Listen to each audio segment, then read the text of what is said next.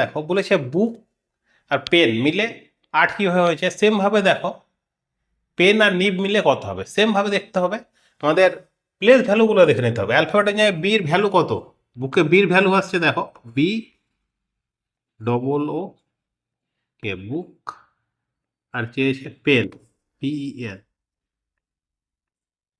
এটা place value দেখে নেবে, এটা 2, এটা হচ্ছে 15 15 30, ঠিক আছে, এখানে 15 ওর আবার 15 আর কের ভ্যালু 11, তাহলে 30, আর এইদিকে আমাদের আসছে দেখো 13, ঠিক আছে, 30 আর 13 হচ্ছে 43। সেমভাবে দেখো পির ভ্যালু হচ্ছে 16, ইর ভ্যালু 5, আর এন এর ভ্যালু হচ্ছে 14, তাহলে এটাতে আসছে আমাদের দেখো 30 35, ঠিক আছে, গ্র্যাপ আসছে কত 8।